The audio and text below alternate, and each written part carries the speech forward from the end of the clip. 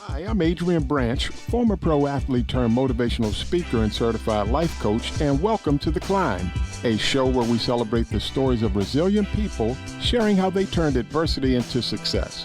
From the business sector to athletes and beyond, be inspired and learn what it takes to climb.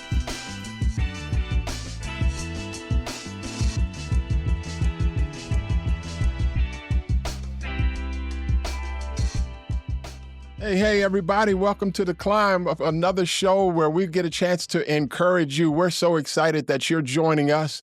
The Climb is a show that talks about people's story and what you can learn from their stories, the highs, the lows, the processes. Man, you may have fallen down, but don't stay down. What it took to overcome. And so we're intentional because everybody has issues, but it's wonderful when you can learn from others and come away from this show saying, if they can do it, I can do it too. If they can overcome, I can overcome as well. Well, today you're going to be in for a treat. This gentleman is just wonderful. He started out, you would think, as the horse nobody bet on. He's Dr. Brian Williamson. He's a father. He's been a pastor. He's a life coach. He's a leader. And he's just a champion for people's hearts. And today you're going to identify with so many of the verticals of what it took for him to overcome. And oh, by the way, he was a Marine too, so he was a bad man. And we thank you for your service. But I want to welcome my guest, Dr. B. So Dr. Brian, welcome to the show, sir. Adrian, it is an absolute honor and pleasure to be with you. And I'm really looking forward to our discussion together. When I get to be around people like you that help others to elevate and soar and get to their highest possible good, I know it's going to be a great investment, not only for the listeners, but for myself. I'm going to get better as a result of being here. So I'm grateful for you and for the time. Well, thank you. I want to jump right into it. I want to get right into your story. So tell us about where you're from. You're an East Coast guy. I was an East Coast guy, Washington, D.C. So you're on that East Coast, Interstate 95 as well, huh? I did grow up in New Jersey. Yes, grew up not so much 95. I was more of a Parkway guy, exit 168. Grew up in North Jersey there in a little town called Hillsdale, and had a great upbringing. I'm half Italian, so I grew up with mostly my Italian side of the family.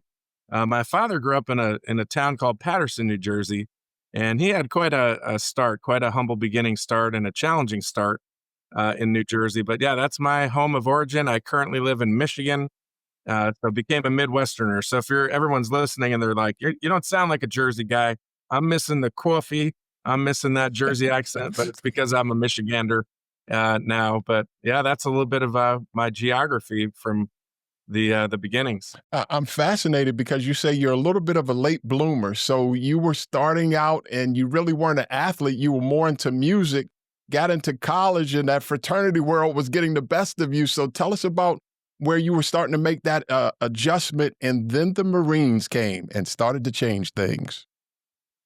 That's exactly right. Yeah. So for me, I grew up wonderful home, mom and dad. I'll just tell you, my dad gave me a much different experience of growing up than he had.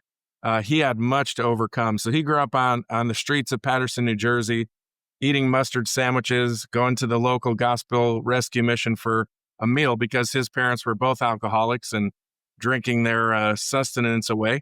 And so my dad in the early years was an alcoholic and had some challenges as a result of that. And one of the things my dad would say to me growing up, just off and on, even though I knew he loved me, we had a great relationship most of the times, but he would say to me, don't be stupid all your life. In his frustration and caveat, probably out of some stupid things I was doing. But nevertheless, as a young child, you hear this message come into you and you don't have really a way to process that, right? It just goes in, it lands in your heart. So one of this I call like my father wound, right? I just grew up believing the lie that I was stupid. And when you believe a lie, you behave in ways that are consistent with that lie, right? In the same way, I'll give a little sneak peek, right? When you believe truth, truth can set you free. Lies will keep you captive. And so I believed the lie that I was stupid. as a result, I had all kinds of behaviors, attention seeking behaviors, all kinds of things I regret, trying to get acceptance from people, and just being very rude and offensive to teachers and authority figures. But one thing I did have as an outlet was music. So I was a pretty gifted trumpet player, practiced quite a bit. I became first in the region and the county and the state for classical and jazz. I got into something called the McDonald's Tri-State Jazz Band, which was the best of New Jersey, New York, and Connecticut, and had scholarship offers to audition at places like Juilliard, Manhattan School of Music, Berklee College of Music. But I ended up going to a school that had a great jazz department called William Patterson in New Jersey. Well, pretty much day one when I arrived, I recognized that I wasn't ready to discipline my talent at all. In fact, I had another path I chose, so I joined a fraternity, and I pretty much excelled at fraternity. I would say I was a fraternity major instead of anything else. So what I did was I had 4 majors in 4 semesters. It took that long for me to realize that I needed some pretty serious help. I was very unhealthy, very undisciplined, very unfocused. And so I pulled over to the Marine Corps recruiter's office, and I'll never forget this. It was in Ridgewood, New Jersey. I climbed a whole set of stairs to get to the top of this tiny little Marine Corps office. And here's this 265-pound, beer drinking, out of control, never exercised a day in my life kind of person. And this Marine Corps recruiter looks at me and he says, "Son, sit down." The minute you walk through that door, I knew you had what it takes to be a United States Marine. Now, for the first time, something is swelling up in my heart, like this challenging, this guy's calling me up, right? I have a principle. We want to call people up, not call people out. This gentleman was calling me up into something that I didn't know was possible, right? I mean, I knew I was desperate. I needed to become someone that I wasn't. And so, long story short, I just believed. He began to tell me about the honor, commitment, integrity, courage, all of these values in the Marine Corps. And he said, "Hey, you're going to need to get to work because you ain't going to make it in boot camp looking like that." So I, lost a ton of weight, 265 to 225 before boot camp, came out 195, lean, mean Marine, right? But what's more important was the mental transformation. I became a person that believed I could accomplish things that I didn't before. I was believing this lie in myself that I was stupid. I had nothing to offer. And so that's sort of my origin story, if you will, that mattered to me a lot, really to establish myself as a person of honor and integrity. And so that was the beginning of an incredibly different life for sure. Let me go back for a second because for the listener out there that could feel like the horses nobody bet on, and Dad is saying that you don't do anything stupid. Boy, you just reminded me of my dad, who I love, Big Charlie. I'm tall like him. I'm left-handed like him. I sound like him. And my dad used to get me, rest in peace, Big Charlie. But he used to say, "You're going to have to come work for me for $1.99. And though he was being facetious, that used to burn me. My question to you before we move on with this, what made you keep going to find that recruiter's office? Because in the Marines, then eventually you got married and then you also started pastoring. What was that one thing while you were really floundering that got you to hold on one more day? Let me think. I want to give that a minute of reflection too. And I'll comment before I respond to say, like, man, I love my parents. They're both still living and we have a great relationship with Pops. He had some life change, stopped drinking, and we had a great relationship even during that time too. So it's great to celebrate those heritage relationships. I will tell you that the thing, as I pause and reflect with you, Adrian, the thing that kept me going was a vision that I knew deep down inside there was something buried. There was a version 2.0 of Brian Williamson that I just knew was there. And even though that gap was there between my experience of it and that reality of it, I knew it was there. And it was for me that call, that sort of pull into the future that someone different needed to come out. That was it. I think if I really say at the core of it, it was a vision. It was a vision of a preferred future of who I could become. I'm glad that you didn't quit on yourself. So many times people quit. One more day, just go one more day, one more day. Then you get married And then you start pastoring a church at 25 or so. So tell us about where the uptick started coming in. You started to really get into your groove. Yes, thanks. Right, very very typical career path. Marine Corps, where they train you to be a cold-blooded Marine. I did have faith is very important to me. So to tell my story means that in April of 1995, I had an incredible change of heart. I mean, God awakened me, became a follower of Jesus, and really began to authentically live that out. Even though I had some roots and heritage in the church, for me, this was a big turning point. So yes, met my wife, began pastoring in churches for about 18 years. And so, that was a big shift, right? A change from Marine to pastor. Interestingly enough, in all of it, there's a thread of really elevating and developing other people. So in the Marine Corps, I'll never forget this day. I got called up front, and they awarded me the Navy and Marine Corps Achievement Medal. I can see it right up on my shelf up there. And they called me to the front For of the room, and leadership. For leadership. it's for outstanding leadership. And I was shocked because I didn't own the identity that I was a leader, even though I was in the Marine Corps. That came a couple years later when I was on a plane to South Africa. Hmm. When realizing I was a leader dropped into my heart, as someone said to me, "Well, we're going to follow you. You're the leader," and I didn't know I was the leader. So anyway, it was interesting, right? So I got this leadership award. Very interesting. But even in ministry, right, being a pastor, so the M&M Marine Ministry, uh, the the developing people piece, right? I always had a passion to share with people how they could be transformed and how can they become someone different. And so I think learning to not just do kind of traditional, go and you sit in a pew on Sunday. I was very involved in communities. In fact, I had the privilege of starting a church in Wisconsin, and I got a job at a bar. When I moved into the town, I got a job at a bar as a karaoke DJ. Just to make Were you any good? Were you any good? I've got some skills. I'm not afraid of the microphone. I'm not a vocalist first, but because of my music background, uh, yeah, there's probably a few different stereotypes, right, of karaoke people. Okay. But I did it just to meet people, right, and Hmm. just to get to know folks in the community and talk with them and help them become better. And we served our community, very involved in that. So for me, just that leadership development piece and pouring into people has always been a big value. So a couple things are happening now. So you're entering about your 30s and you get a mentor that says, "Hey, we want you to exercise this gift more in leadership." But also then you start your own consulting company or really start stretching out. And one thing I really like is when you talk about systems. Explain what systems mean. Yeah. Yeah, no, that's exactly right. I did have the entrepreneurial bug and began to do some coaching and consulting. And that was just a great season of life.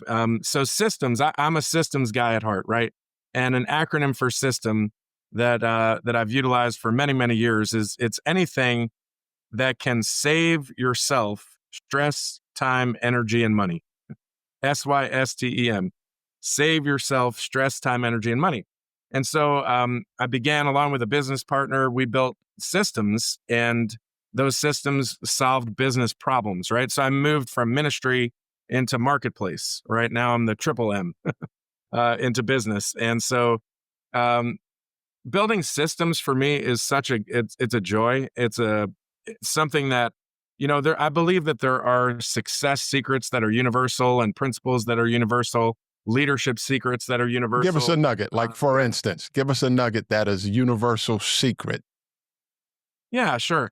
I would say that you know if you are a person who's let's just say this, the law of sowing and reaping, right? That's a universal principle. Like you sow seed into the ground, the seed is slow, right? It's under there, you start to cultivate, and all of a sudden you reap, right? Eventually. So if you're in a situation in your life right now and you're listening and you're stuck, but here's someone's listening who's started to sow that seed, and it's not working yet. And I would just say to you, the seed is slow. It's okay. It's just under the dirt, and eventually it's going to start sprouting up, right? So sowing and reaping is absolutely a universal success principle. and you can be experiencing the reaping the maybe some seed that you wish you didn't sow. Oh, yeah. So you could be in that sort of Yeah. negative reaping while you're in the positive sowing, getting ready to go into the positive reaping. So that's an example, right? So I like codifying that stuff, pulling it together, and have done that multiple times with business problems and challenges. So yeah. Let me ask you this one. Talk about this one because everyone can use a attaboy, attagirl. What would you say in your leadership that the number one need is acceptance? The number one fear is rejection. What would you say to that? Wow. Gosh. I mean, I absolutely think that every human being, uh, we're craving a place to belong, right?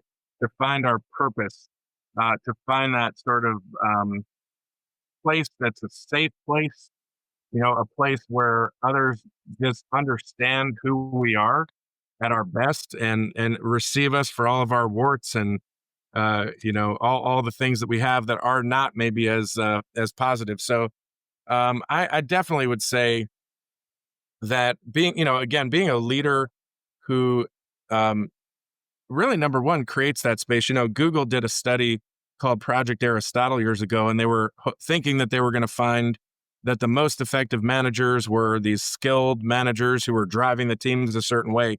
And what they found was that the most important quality of these managers that were leading higher performing teams was psychological safety, or an environment where people felt safe to speak up and to be themselves, right? A place to have acceptance and not rejection, as you stated. So I think it's incredibly important. I think that, Adrian, as you and I have gotten to know each other, right? The fact that we can have mutual conversations, different backgrounds, but we can build common ground. It's a fundamental quality for leaders, right? And I think it all starts with a heart of love, right? A definition of love that we've used is fighting for the highest possible good in the lives of those you lead until it becomes a present reality, right? Oh, And I think that is what it's about. Leadership is a kind of love, and there's researchers and scholars now pointing that out. Actually, I mean, you can go listen to people, not even from a faith perspective, say, "Hey, if you think about leadership in a way, it's a kind of love. It's a way, it's a tangible, intangible thing." So yeah, acceptance. I think it's huge, as you mentioned. it's interesting. I just heard this and I knew that you and I were going to be teaming up today. And I wrote this down. This one is for you, Dr. B, and I know you've heard this before. Meet them where they are at and take them to where they need to be. Break that one down. Meet them where they are and take them where they need to be in leadership. So good, so good. Such a powerful principle and insightful principle. To meet someone where they are is, asking somebody for behavior change, right? Like, so a Hmm. toxic Hmm. leader Hmm. on one extreme, or an unhealthy leader, is going to say to a person right away, like, you need to do these things differently, or you need to become, right now, be this way, right? Versus having curiosity, and and actually saying, hey, this is where that person's at. I'm going to enter their world, and I'm going to um, really pull from them their genius, their gold that's buried inside of them, and be able to help them kind of see what's really there, right? To uncover that potential that's there. So I think that's, love is the environment for that to happen, and genuine leaders. So my PhD research on positive leaders, the number one quality is this genuine care and concern for the other. And that doesn't happen in some future version of themselves. It happens of, where's this person at? How are they thinking? How are they feeling? Can I adjust my, behaviors? Can I adjust my mindset, my words, my language to really do that in order to sort of help them take next steps and coach them in that direction? So Uh, uh, a lot of leaders don't know how to power down, Adrian, right? Especially leaders that have a position of power, mhm. maybe a personality of power. Some leaders need to learn how to power down and not just overpower. Because I promise you, if you overpower, others will always underdevelop. And so that's what happens in those environments if we try to make I'm putting people. my seatbelt on because at the heart of it, I'm like you, a motivational speaker, and I'm ready to go. I'm like, oh my goodness, you're just getting me so excited here. Um, Talking about leadership, and you just talked about even in the positive, where you got your doctorate, and people are 4 times more productive when they can hear that "attaboy." Is this a truism? People don't care how much you know till they know how much you care, and it's not about the X's and the O's, but the Jimmys and the Joes. Break that one down for us. Oh, absolutely. Yeah, 100%, right? Knowledge. I mean, listen, I love competency. Obviously, I'm a lifelong learner. I think leaders are lifelong learners, and leaders are readers, all the things. I think that's very important. Um, but I will tell you that, in fact, I just read an article from a guy named Jeff DeGraff out of University of Michigan, a great thinker, and he was talking about like research that shows, it's like facts don't change anyone. Yeah, facts are just facts, right? It's story, and what you're doing here, Adrian, which is so powerful. This keep climbing vision that you have, and the vision for people to really, press on when it's difficult, right? So I think that the idea of that transformation happening and genuinely caring. So here's the thing: authenticity without integrity is hypocrisy. Hmm. So you can't really fake. And what I mean by that is this: like you've got to be like who you are, right? You don't managing a second image of yourself isn't really fun anyway. So a lot of energy and effort, and so people want to accept you for who you are. But I think when we try to fake it, emotional intelligence research will show you that people experience you on the basis of what you truly feel about them. You might think that you're faking it and trying to like in a way falsely care for somebody, right? You're talking about people don't know how much you care, how much you Hmm. know until they know how much you care. And it has to be genuine. People are not a means to an end. People are an end, That's right? good. That's We good. don't treat people in order to get something from them. And a lot of leaders don't understand this, right? A lot of immature leaders, right? There's 5 levels of maturity we won't go into today. But immature leaders, level 1, level 2, sometimes level 3 leaders will they don't understand that. And so for them, people are a means to an end, or I have to just care about them enough and be nice to them so they perform a certain way. And in the end, that doesn't work. So it's got to be genuine. And that comes from embracing we're all human, Adrian, right? We all have struggles and challenges and needs for love and to be accepted and to grow and all of the things. So I think, you're spot on getting There's everything out of the way. Boy, Uh, there's a few more. I've got so much written down here, but this is such a delicious conversation for me because my dad was a big motivational, had a lot of philosophy, and he said, "You're not going to be a dumb jock. You're not going to be a dumb athlete. You're going to be able to think and process." So this spoke my language right here. My question is, I want to stop you right here in the middle of our conversation and say, man, this is such a paradigm shift from when your dad was saying you're a knucklehead, don't be stupid. Who is Brian today? What are you becoming? What are you unbecoming?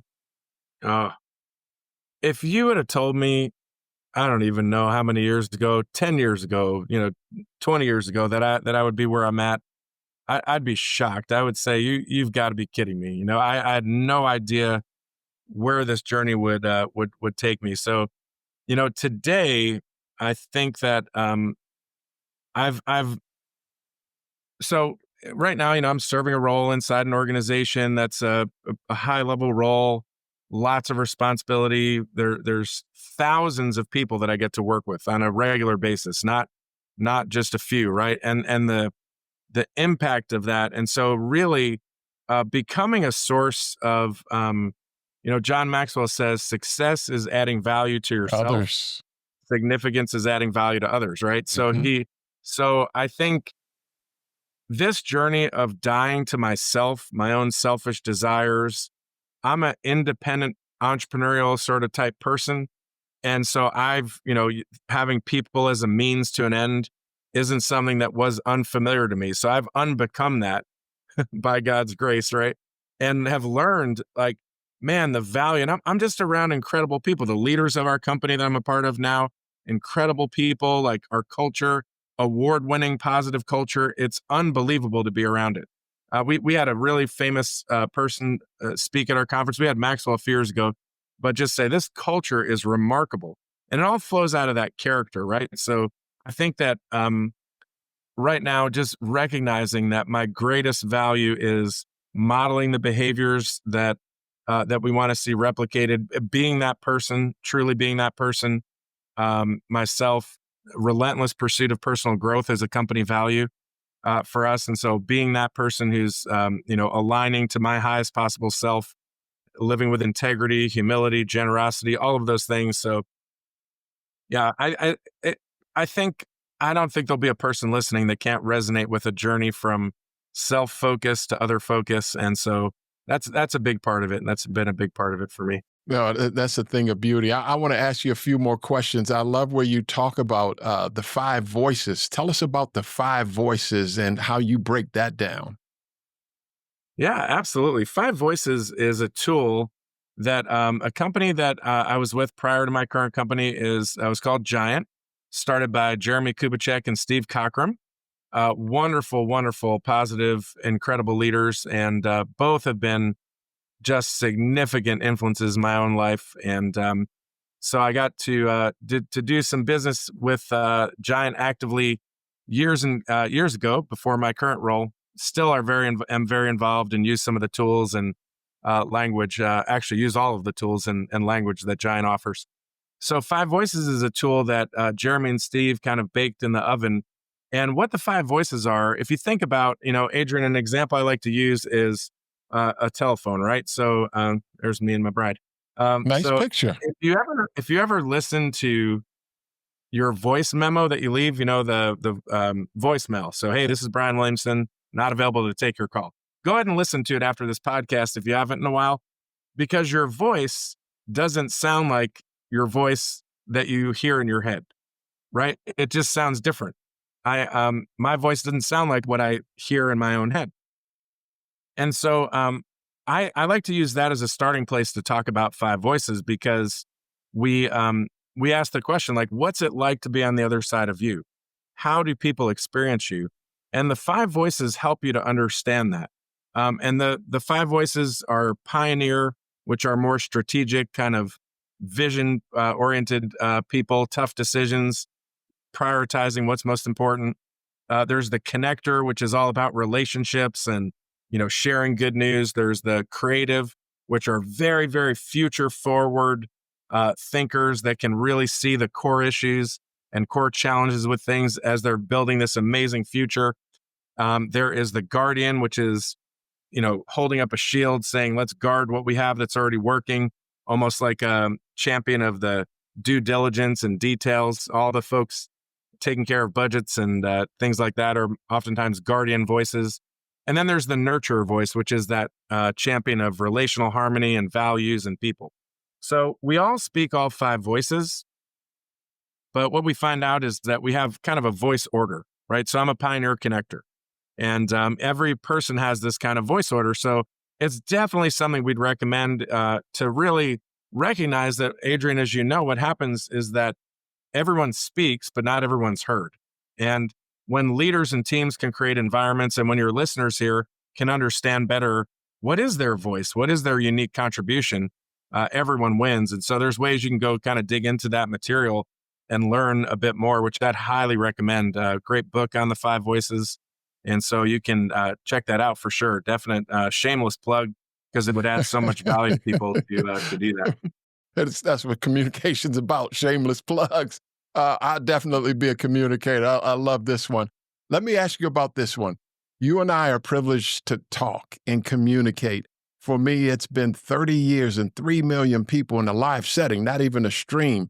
But where I'm going with this one is, I'm going to give you a saying, and then I want you to break this down.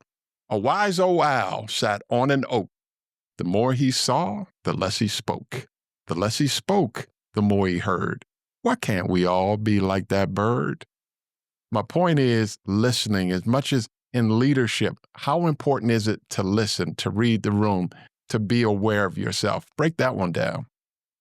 Oh, so good. Where there are many words, sin is not absent, says an old proverb. Yes, it's absolutely brilliant. I think that leaders don't have all the answers, right? They ask questions, and to position yourself as a leader means you're actually oftentimes you're speaking less in settings and asking a lot of great questions. I think that's incredibly, incredibly important, and no doubt, right? If we so we I often talk about like leaders focus on tomorrow and create problems, managers focus on today and solve problems, right? And so when we create a problem, we're not supposed to have all the answers. That's why we need a team, right? We need a team of people, or we need to ask for input and listen to other people. So for any person, learning to, especially when you're younger and learning and trying to kind of find your voice, man, asking a lot of questions, getting a journal, writing down responses, writing down your questions. It's kind of a lost art, isn't it? A lot of folks are just putting opinions out there in our TGIF age, Twitter, Google, iPhone, Facebook, right? Everybody's out there blurting out what they think on social media, and few are remaining curious and asking questions. So, yeah, spot on. I think the more we listen, the more we perceive and understand, and couldn't agree with you more on that as well. Let me give you one more that I think is really important is body language. They say words, body language 55%, tone is 38%, and words are 7%. Where's that true? Yeah, absolutely. Again, that's why we actually have a tool in Giant that talks about the power of the medium and bringing challenge to people, whether it's online like text messages or emails or writing challenging things. It's not the place to do it because you can't interpret tone, right? So, yeah, aligning all of that and showing up as somebody who's fully present, engaged, how we come across as people. Again, all of it, Adrian, there's techniques you can learn, I guess, to communicate certain things, right? You know all about that as a speaker. But honestly, one of the most powerful things I learned years ago is you're always going to be relevant when your focus is on another person. And I think just truly learning to be present with people, to listen and stay curious.